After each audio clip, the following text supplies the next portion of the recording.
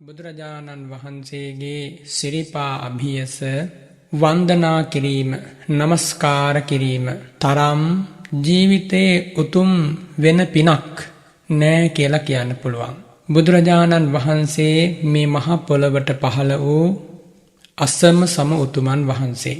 ගුණයෙන් අනන්ත, බලයෙන් අනන්ත, ඥානයෙන් අනන්ත, තෙද අනුහස අනන්ත අප්‍රමාණ වූ බුදුරජාණන් වහන්සේ ළඟ කවුරුන් හෝ කෙනෙක් යම් උදෑසනක, එවැගේම යම් සවස් කාලයක, යම් මොහොතක දනින් වැටි වන්දනා කරනවා නම්, දෑත නළලේ තබා වන්දනා කරනවා නම්, එවන් කෙනෙකුට බුදුරජාණන් වහන්සේ ඉදිරියේ සිදු කරන ලද ඒ වන්දනාව නිසා ලැබෙන රැස්වන පුණ්‍යස්කන්ධය ඉමෙත්ත මිතිකේනචී, මෙච්චරයි කියලා කියන්න බෑ. නසක්කා සංඛාතුං, එකතු කරලා කියන්න බෑ මෙච්චරයි කියලා. ඇයි එහෙම වෙන්නේ? තේ තාදිසේ පූජයතෝ නිබ්බුතේ අකුතෝ භයේ. ඒ බුදුරජාණන් වහන්සේ ශාන්ත හදවතක් ඇති, නිවීගිය හදවතක් ඇති, සියලු කෙලෙසුන් කෙරෙන් දුරු වූ හදවතක් ඇති උතුමන් වහන්සේ. විරාගී උතුමෙකුට, නික්ලේශී හදවතක් හිමි උතුමෙකුට කරනු ලබන සත්කාරය, සම්මානය, පූජනය, වන්දනය, මානනය අසීමිත පිනක් ජීවිතයට එකතු වීමක්. එනිසා යම් නිවසක සියලු දෙනාම එකතු වෙලා උදෑසන කාලේ, සවස් කාලේ අවම වශයෙන් දිනකට දෙවතාවක් වත් මලින්, පහනින්, සුවඳින් බුදුරජාණන් වහන්සේට පූජා කරන්නට තරම් හැම දෙනාගේ ජීවිතවල ශ්‍රද්ධාවක් තිබිය යුතුයි. නිවසේ ඉඳගෙනම වැඩි වෙහෙසක් නැතුව ඊතා පහසුවෙන් මේ පින් බලය ජීවිතයට එකතු කරගන්නට පුළුවන්. බුදුරජාණන් වහන්සේ වදාරනවා සුප්පබුද්ධං පබුද්ධಂತಿ සදා ගෝතම ශාවකා යේ සන්දිවාච රත්තෝච නිච්ඡං බුද්ධ ගතා සති.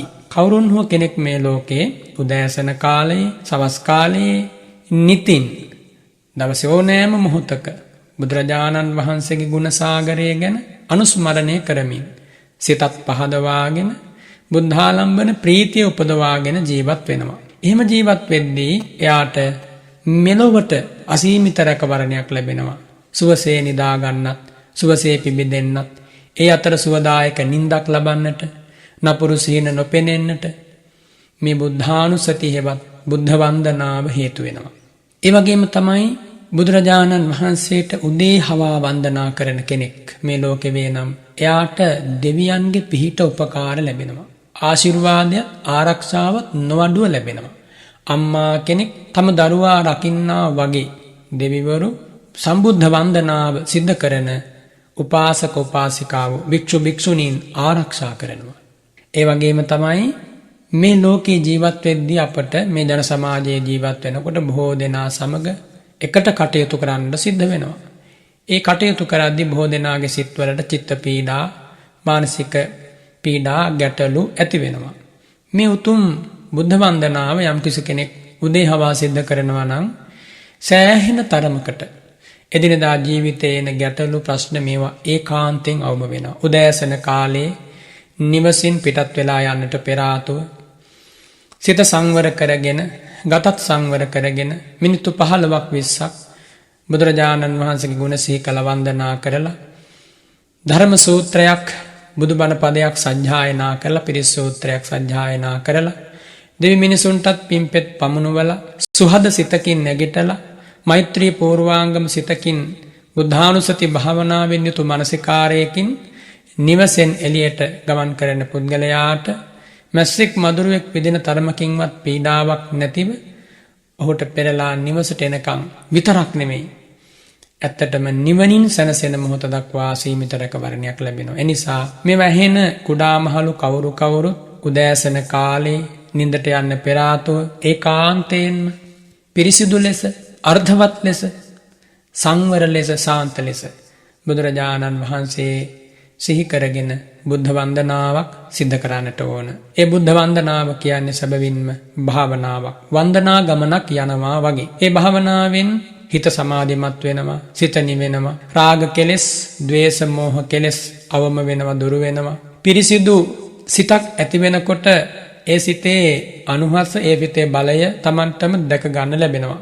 මේ සියල්ල අතර බුදුරජාණන් වහන්සේට වන්දනා කරන ශ්‍රාවකයාට උදේහවා හොඳ කල්පනා ශක්තියක්, සිහිනුවණක් ඇති වෙනවා. කල යුත්තත් නොකල යුත්තත් හරි හැටි වැටහෙනවා. ඇසුරු කල යුත්තා නොකල යුත්තා හොඳට වැටහෙනවා. ඒ වගේ කෙනෙකුට පාප මිත්‍රයෝ ලං වෙන්න බලන්නේ නැහැ. කල්යාණ මිත්‍රයෝ ලං වෙනවා. ජීවිතේට වටිනා කියන මිනිස්සු, සත්පුරුෂයෝ මුණ ගැහෙනවා. එක විශේෂ ලක්ෂණයක්. මේ ජීවිතයේ බුද්ධ වන්දනා කරන කෙනෙකුට කල්යාණ මිත්‍රයෝ මුණ ගැසෙනවා. කල්යාණ මිත්‍රයන්ගේ ආශිර්වාදේ, අවවාදේ, අනුග්‍රහය ලැබෙනවා. ජීවිතේ මොනවා තිබුණත් කල්යාණ මිත්‍රයෙකුගේ ඇසුර නැත්තම් ඒක පාළු අඳුරු ජීවිතයක්. අනර්ථවත් ජීවිතයක්. ඒ ජීවිතය කොතනක ගිහිලා නවතේද කියන්න බෑ. හරියට රුවල් බිඳී ගිය නෞකාවක් වගේ කල්යාණ මිත්‍රයාගේ අනුග්‍රහය නැති ජීවිතය. ඒ කල්යාණ මිත්‍රයෝ හැමෝටම මුණ ගැසෙන්නේ නැහැ. කල්යාණ මිත්‍රයා මුණ ගැසෙන්නේ සැබවින්ම සත්පුරුෂයෙකුට, කලපින් නැති කෙනෙකුට. විශේෂයෙන් උදේහවා බුදු ගුණ සිහි කර කර බුදුරජාණන් වහන්සේට මලින් පහනින් සුවඳින් වගේම ප්‍රතිපත්තියනොත් පූජා කරමින් බුද්ධාලම්බන ප්‍රීතියෙන් පුරවාගත්ත හිතක් ඇති කෙනෙකුට කල්යාණ මිත්‍රයෝ මුණ ගැසෙනවා. එයා අමාරුවේ වැටෙන්නේ නැහැ. එයා කොතනකවත් රැවටෙන්නේ නැහැ. ඒ නිසා මේ බුද්ධ වන්දනාව කියන්නේ අසීමිත රැකවරණයක්, ආශිර්වාදයක්, හැම දිනාටම ගෙන දෙන උතුම් භාවනාවක්. කුඩා දරුවන්ට, මහල්ලන්ට, මැදි වයසේ අයට, කොයි කාටත් තම නිවසේ ඉඳගෙන මේ දේ කරන්න පුළුවන්.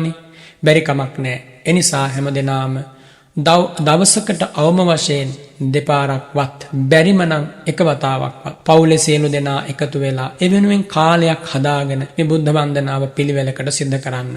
බොහෝ දෙනා මේ අහගෙන ඉන්න බොහොම ශ්‍රද්ධාවන්ත පිරිස් උදෑසන කාලේ, හවස් කාලේ භාග්‍යවතුන් වහන්සේට ආමිෂ ප්‍රතිපත්ති පූජා කරමින් බුද්ධ වන්දනා කරනවා, භාවනා කරනවා. ඒවා කරන ඇත්තෝ වඩාත් වැඩියෙන්, බොහොම ආදරයෙන්, සාදර භක්තියෙන් ඒ දේ කරන්නට ඕන. ඒ වගේම මේවා නොකරන ඇත්තෝ හිතන්නට එපා මේකට කාලයක් කොයින්ද කියලා. කෙසේ හෝ කාලයක් හදාගත්තොත් ශ්‍රද්ධාව මතු කරගෙන එබඟින් ඔබට පාඩුවක් සිද්ධ වන්නේ නැහැ. එනිසා බුද්ධ වන්දනාව කියන්නේ අපි හැමදෙනාට පුණ්‍ය උල්පත් මතුවන, පුණ්‍ය නිධානයන් මතුවන වටිනා වැඩපිළිවෙලක්. අනායාසයෙන් කිසි වියදමක් නැතුව තම නිවසේදීම කරගන්නට පුළුවන් මහා පිනක්. එමගින් මෛත්‍රී සහගත කාය කර්ම, වචී කර්ම, මනෝ කර්ම දියුණු වෙනවා වගේම මේ බුද්ධ වන්දනාව තුළින් ශ්‍රද්ධාව මතුවෙනවා. සද්ධාය තරති ඕගං, ඒ ශ්‍රද්ධාව මුල් කරගෙන තමයි භව ගමනින් අත මිදෙන්නට මාවත විවරවන්නේ. එහෙම බැලුවොත් මෙලොවටත් හොඳයි, පරලොවටත් හොඳයි, දෙලොවටම හොඳයි. බුදුරජාණන් වහන්සේගේ සිරිපා බියස නිතර නිතර නමස්කාර කරමින් කටයුතු කරන්නට පුරුදු වීම මේ ජීවිතයේ සෑහෙන තරම් සැනසීමක් ලැබෙනවා. වගේම අසීමිත පිනක් එකතු වෙලා මරණාසන්න මොහොතේදී සිහිමුලාවටපත් වෙන්නේ නැහැ. මේ බුදුරජාණන් වහන්සේගේ ගුණ සිහි කර කර උදේහවා බුදු සිරිපා බියස නමස්කාර කරපු කෙනාට සිහිමුලාවක් ඇති වෙන්නේ නැහැ. චිත්ත වික්ෂේපයක් ඇති නොවි පරලොව යන්නට ඒක හේතුවක් වෙනවා.